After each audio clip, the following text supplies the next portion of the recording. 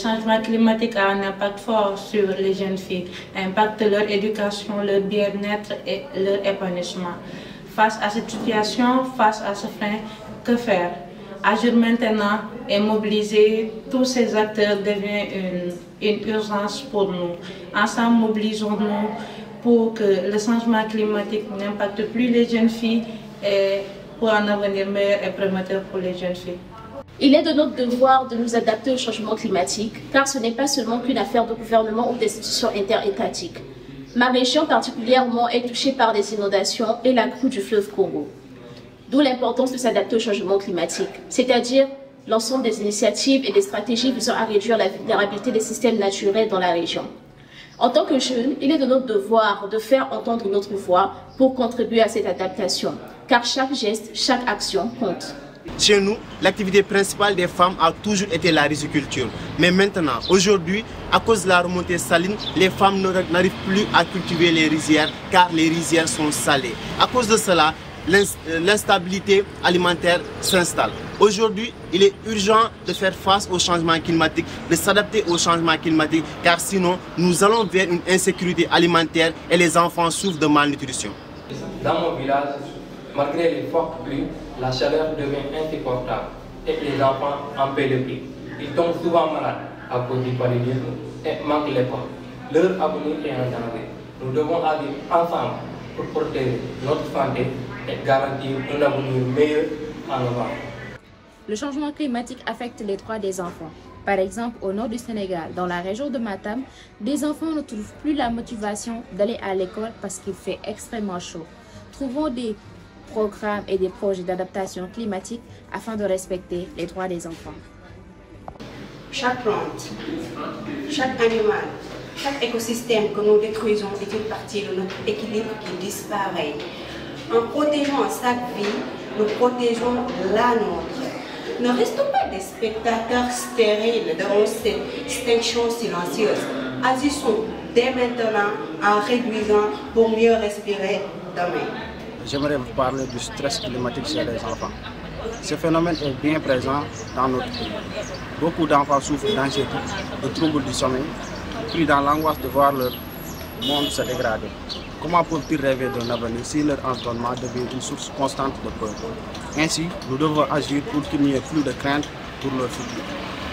Les inondations, les réseaux côtières amplifiées par le changement climatique endommagent les infrastructures scolaires dans ma région de Saint-Louis. Et cela augmente le risque d'abandon scolaire. Il est urgent de mettre en place et de prendre des mesures très urgentes pour protéger les écoles afin de permettre la continuité des études des jeunes et des enfants dans ma région de Saint-Louis. Les inondations touchent la santé publique avec la propagation des maladies infectieuses et hydriques comme le choléra. Elles touchent également l'éducation avec le détruiment des bâtiments scolaires qui empêchent les enfants d'accéder à l'éducation. Nous avons également la migration avec le déplacement massif des populations qui entraîne une insécurité physique et alimentaire. Au sud-est du Sénégal, où il fait excessivement chaud en raison de la forte dégradation qui s'y trouve sans reboisement. À cause de ces phénomènes, les enfants souffrent et les adultes ne parviennent pas à pratiquer correctement leurs occupations. Ensemble, pour un meilleur cadre de vie, luttons contre la déforestation. Dans ma région, les conséquences sont graves. Elles entraînent la dégradation des sols, accentuent l'érosion et réduisent la fertilité, ce qui affecte la production agricole locale. Ensemble, luttons contre la déforestation et contre la coupe abusive excessive de bois.